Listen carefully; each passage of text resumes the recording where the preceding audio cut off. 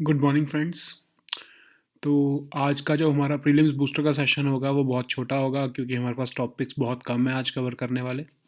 So I try कि इसको हम अराउंड 10 मिनट्स या उससे भी कम टाइम में हम इन सारे टॉपिक को कवर कर लें, ठीक है। तो पहला टॉपिक हम देखते हैं जो कि है LCA तेजस। तो ये हमारा लाइट कॉम्बैट एयरक्राफ्ट तेजस जो है उसको कैबिनेट कमेटी ऑन सिक्योरिटी ने अप्रूव कर दिया है प्रोक्योरमेंट के लिए। तो 73 LCA तेजस जो है वो प्रोक्योर किए जाएंगे।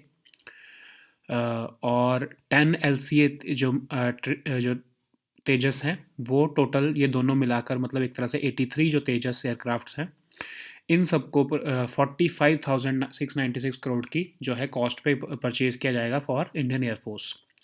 तो हम तेजस का देख लेते हैं थोड़ा सा। इसको डिज़ाइन और डेवलप किसने किया है? इंडिया के हिंदुस्तान एरोनॉटिक्स लिमिटेड ने, ठीक है। इसको ये रिप्लेस किसको कर रहा है? हमारे जो MiG-21 फाइटर एयरप्लेन्स थे जो हमने रशिया से परचेज़ किए थे, तो वो पुराने हो गए थे, उन सबको ये रिप्लेस करेगा LCA तेजस। और ये एक 4th जनरेशन फाइटर एयरक्राफ्ट है। 2003 में इसको बनाना शुरू किया था। तो इसका जो नाम जो तेजस है वो हमारे जब उस टाइम के प्राइम मिनिस्टर थे अटल बिहारी वाजपेयी जी, उन्होंने नाम दिया था तेजस। ये सेकंड सुपरसोनिक फाइटर जेट है जो कि हिंदुस्तान एरोनॉटिक्स लिमिटेड ने बनाया है। पहला हमारा था HF-24 मारुत नाम से। और ये एक single engine multi role light combat aircraft है। सो इसमें सिंगल इंजन है। ये एक बहुत इसी की वजह से ये लाइट एयरक्राफ्ट है, लाइटेस्ट है, स्मॉलेस्ट है, multi role supersonic fighter aircraft है ये एक तरह से।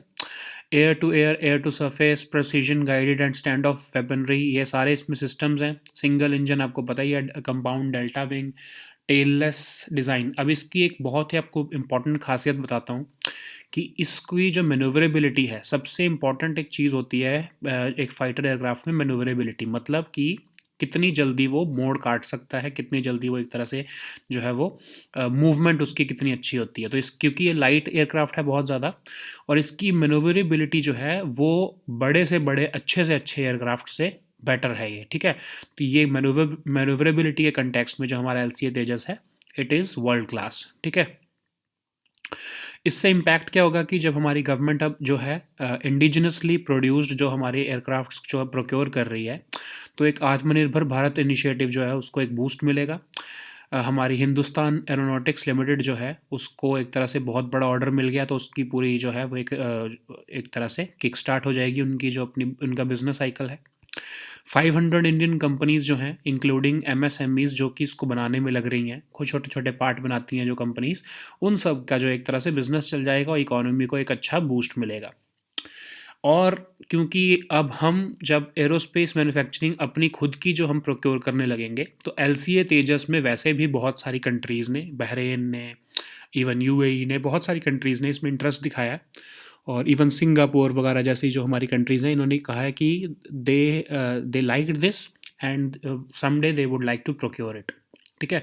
तो अब इंडिया ने जब अपना खुद प्रोक्योरमेंट नहीं जब तक कर रहे थे, तो वो बाहर की कंट्रीज़ कैसे प्रोक्योर करती है? जब अब इंडिया ने इसमें कॉन्फिडेंस दिखाया है, तो इंडियन आर्म्ड फोर्सेस की जो क्वालिटी है उसको देखते हुए बहुत सी कंट्रीज़ जो वेट कर रही थी, वो भी अब इसके ऑर्डर्स देने शुरू करेंगी। तो एक हमारा एक तरह से जो हमारे एयरोस्पेस जो इंडस्ट्री है वो उसको बूस्ट मिलेगा, ठीक है। नेक्स्ट हमारा टॉपिक है टैक्स इवेजन। तो हमारी जो central board of direct taxes है, उन्होंने जो हमारा फाइलिंग पोर्टल होता है जिस पे आप इनकम टैक्स की रिटर्न्स भरते हो, तो उसमें एक ऑप्शन उन्होंने दे दिया ताकि आप उस पर कंप्लेंट्स डाल सकते हो और टैक्स इवेजन की, बेनामी प्रॉपर्टीज़ की और अनडिस्क्लोज असेट्स ओवरसीज़ जो हैं उसके बारे में अगर आपको कोई इन्फॉर्मेशन पता है तो आप उनको उनके साथ शेयर कर सकते हो, ठीक है। तो टैक्स इवेजन क्या होता है? अब दो टर्म्स हैं, एक तो टैक्स इवेजन, एक होता है टैक्स अवॉइडेंस। अब जो टैक्स इवेजन है वो एक इलीगल टर्म है कि आपका टैक्स बनता था देना। मतलब आपको समझ लो, आप अगर आप इंडिविजुअल के कंटेक्स्ट में लो कि आपकी सैलरी आ रही है और आपके सैलरी पे टैक्स देना बनता था, लेकिन आपने अपनी सैलरी छुपा ली या कुछ अपने खर्चे दिखा के, झूठे खर्चे दिखा के, कुछ आपने झूठ एक तरह से इलीगल एक्ट करके जो है वो टैक्स जो है वो नहीं पे किया, तो उसको हम कहते हैं टैक्स इवेजन। टैक्स इवेड किया है आपने, आपने जो आपकी असली जो टैक्स लाइबिलिटी थी वो आपने पे नहीं करी है, ठीक है। और टैक्स अवॉइडेंस क्या चीज़ है? टैक्स अवॉइडेंस जो है वो लीगल एक्टिविटी है कि आपकी सैलरी आ रही थी, आपका जितना टैक्स बनता था आपने लीगल वेज से उसको टैक्स को कम कर दिया या फिर इसको उसको रिड्यूस कर दिया, ठीक है। जैसे आप कहीं डोनेशंस दो तो आपको उसमें एग्जेम्पशंस मिलती है टैक्स में, या किसी भी तरह से आपने टैक्स का जो है लीगल वेज में अपनी टैक्स के ऑब्लिगेशंस को कम कर दिया, तो उसको हम कहेंगे टैक्स अवॉइडेंस। अब बेनामी प्रॉपर्टी क्या होती है?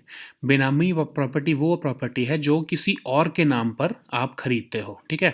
जैसे कि एक पर्सन अगर अपने स्पाउस या फिर अपने जो है सन या चाइल्ड के नाम पर प्रॉपर्टी खरीद ले, चाहे उसके लिए उसने सही तरीके से पैसा यूज जो उसके लिए पैसा पे किया, चाहे वो सही तरीके से पे किया हो, उसको हम कहेंगे बेनामी property. Even if the money is paid out of known sources of income, still हम उसको कहेंगे बेनामी प्रॉपर्टी, ठीक है। अब ये जो ट्रांजैक्शन होगी, अब जब पर्सन जो असल में जो उसका प्रॉपर्टी यूज कर रहा है वो उसका ओनर नहीं है, तो इसलिए वो बेनामी प्रॉपर्टी है, ठीक है। जिसके नाम पर वो प्रॉपर्टी खरीदी जाती है, जनरली होता क्या है कि समझ लो ब्यूरोक्रेट्स या मिनिस्टर्स क्या करते हैं कि वो क्योंकि पब्लिक की नज़र में रहते हैं, तो इसलिए वो क्या करते हैं कि जो भी उन्होंने ब्लैक मनी कमाई होती है तो वो किसी और के नाम पर प्रॉपर्टी जो है वो खरीद लेते हैं, लेकिन यूज़ उसका खुद करते हैं, ठीक है। तो इसी को ही हम कहते हैं बेनामी प्रॉपर्टी। तो पर्सन जिसके नाम पर वो प्रॉपर्टी को खरीदते हैं उसको हम कहते हैं बेनामदार, ठीक है। तो अब इसके लिए कुछ लॉज भी आए हुए हैं। एक तो प्रोहिबिशन ऑफ बेनामी प्रॉपर्टी ट्रांजैक्शंस एक्ट 1988। फिर गवर्नमेंट ने क्या किया, अब जो एक आपको एक फैक्ट बताता हूँ कि जो राजीव गांधी जी की गवर्नमेंट थी वो इस लॉ को लेके आई थी, बट इस लॉ पे अब ये एक इंटेंशन पे क्वेश्चन है कि उन्होंने इस लॉ को कभी गज़ट में नोटिफाई ही नहीं किया, ठीक है। तो ये हमारे जो प्राइम मिनिस्टर हैं उन्होंने आके पार्लियामेंट में भी बात बोली थी, जो प्राइम मिनिस्टर नरेंद्र मोदी जी ने, कि जो ये लॉ था इसको कभी गज़ट ऑफ इंडिया में लिस्ट ही नहीं किया गया था ताकि ये एनफोर्स ना हो पाए। फिर इसके लिए जो है 2016 में अमेंडमेंट आई, बेनामी ट्रांजैक्शंस एक्ट, ठीक है। तो उस एक्ट में जब ये एक्ट जो है वो एनफोर्स हुआ तो बेनामी ट्रांजैक्शंस जो हैं वो इलीगल डिक्लेयर कर दी गई। उससे क्या हुआ कि अगर किसी उसके अंदर डेफिनेशंस डाली गई कि बेनामी ट्रांजैक्शंस क्या होती हैं, उनको रोका गया, उनको प्रोहिबिट किया गया, और वायलेशन अगर होती है तो उसके लिए इम्प्रिजनमेंट ऑन फाइन और फाइन के जो प्रोविजंस डाले गए, ठीक है। अब इसी एक्ट में अगर जो है ओरिजिनल ओनर जो है वो बेनामदार से जो है प्रॉपर्टी नहीं वापस ले सकता, ठीक है। मतलब अगर मिनिस्टर ने किसी और के नाम पे प्रॉपर्टी खरीदी है तो वो उससे प्रॉपर्टी जो है वो नहीं मांग सकता, अगर वो बेनामदार से प्रॉपर्टी नहीं मांग सकता, ठीक है। और ऐसी प्रॉपर्टी जो बेनामी प्रॉपर्टी है वो जो है गवर्नमेंट कन्फिस्केट कर सकती है और उसके लिए कोई कंपनसेशन की देने की ज़रूरत नहीं पड़ेगी, ठीक है। तो ये हमारे लॉ है बेनामी प्रॉपर्टीज़ के ऊपर। नेक्स्ट हमारा टॉपिक है साइबर सिक्योरिटी। तो अभी data protection trends for 2021 report आई है डेल टेक्नोलॉजीज़ की। उन्होंने कहा है कि 42% ऑफ ऑर्गेनाइजेशंस इंडिया में और अब्रॉड हैं जो वो कह रही हैं कि they will continue to invest in cyber security, ठीक है। जब से लॉकडाउन लगा है तब से आईटी जो आर्किटेक्चर है उस पर बहुत ज़्यादा आपने देखा होगा कि साइबर अटैक्स हो रहे हैं, क्योंकि वर्क फ्रॉम होम चल रहा है और बहुत सारी कंपनीज जो है वो ऑनलाइन शिफ्ट हो गई हैं, तो बहुत ज़्यादा साइबर अटैक्स होने शुरू हो गए हैं। इसके लिए जो है जो कंपनीज़ हैं वो साइबर सिक्योरिटी की तरफ ध्यान ज़्यादा देने लग गई हैं। तो अब देख लेते हैं डिफरेंस क्या होता है साइबर सिक्योरिटी और साइबर वॉरफेयर में। अभी आपको देखो एक वेन डायग्राम सा बनाया मैंने। साइबर सिक्योरिटी एक बहुत ब्रॉड टर्म है, उसका एक पार्ट है साइबर वॉरफेयर, ठीक है। अब ये याद रखना, कई बार हम क्या सोचते हैं कि साइबर सिक्योरिटी जो है वो सिर्फ एक डिफेंसिव टर्म है, कि मतलब हम अपने आप को बचा रहे हैं साइबर सिक्योरिटी में, और साइबर वॉरफेयर जो है वो एक ऑफेंसिव टर्म है, मतलब हम किसी के ऊपर हमला कर रहे हैं, ठीक है।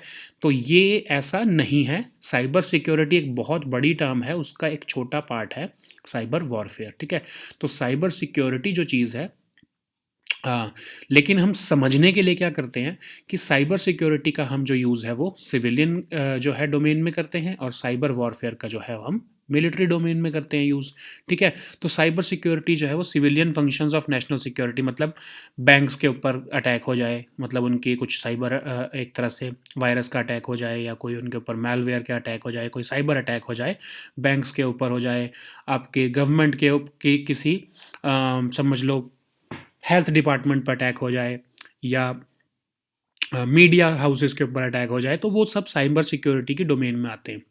उनसे बचने के लिए जो भी टेक्नोलॉजीज़, प्रोसेसेस या प्रैक्टिसेस डिज़ाइन की जाएंगी, उन सबको हम कहेंगे साइबर सिक्योरिटी। अब साइबर वॉरफेयर क्या है? वो एक मिलिट्री फंक्शन है कि हमारी गवर्नमेंट्स जो हैं वो समझ लो पाकिस्तान के जो न्यूक्लियर जो स्टेशंस हैं उसमें से डेटा निकालना चाहती हैं या उसको सैबोटाज करना चाहती हैं, उसको ख़राब करना चाहती हैं, तो उसके लिए जो वो अटैक करेंगी, साइबर अटैक, उसको हम कहेंगे साइबर वॉरफेयर। ठीक है, तो ये न्यूक्लियर वॉरफेयर का भी एक पार्ट बन जाता है। तो साइबर, और अभी एक चीज़ याद रखो, साइबर सिक्योरिटी एक परमानेंट फीचर है कि आपको हमेशा ही अपने बैंक्स को बचा के रखना है, अपने हेल्थ डिपार्टमेंट को, अपने डिपार्टमेंट्स को, जो आपके सिविलियन आपका जो इंफ्रास्ट्रक्चर है उसको हमेशा आपको बचा के रखना है। साइबर वॉरफेयर आप कभी कभी करोगे, ठीक है, जब पीस टाइम है तब आपको जो है समझ लो कि जब चाइना के साथ हमारा पीस टाइम होता है तो हम चाइना के ऊपर अटैक क्यों करेंगे, साइबर अटैक क्यों करेंगे, या चाइना हमारे ऊपर साइबर अटैक क्यों करेगा हमारी जो न्यूक्लियर टेक्नोलॉजीज़ के ऊपर। जब कभी ऐसी वॉर की सिचुएशन आती है तभी साइबर वॉरफेयर जो है वो एक्टिवेट होता है। ठीक है, अब नेक्स्ट हमारा टॉपिक है वेटरन्स डे। ठीक है, अब वेटरन्स डे जो है वो 14 जनवरी को मनाया जाता है, तो इस बार भी मनाया जा रहा है आज के दिन। और ये क्यों मनाया जाता है? जो हमारे फर्स्ट कमांडर इन चीफ थे इंडियन आर्म्ड फोर्सेस के, फील्ड मार्शल के.एम. करियप्पा जी, वो इस दिन रिटायर हुए थे 1953 में, तो इसलिए हम वेटरन्स डे को इस दिन सेलिब्रेट करते हैं। ठीक है, तो उसका बैकग्राउंड थोड़ा सा देख लेते हैं। सबसे पहली बार इंडियन आर्म्ड फोर्सेस ने जो वेटरन्स डे 14 जनवरी को मनाया है वो 2015 में मनाया है। ठीक है, अब आगे मैं तो आपको थोड़ा सा बता रहा हूँ, तो इसको आप ध्यान से सुनना कि 14 जनवरी को मनाना शुरू हमने 2015 में शुरू किया है।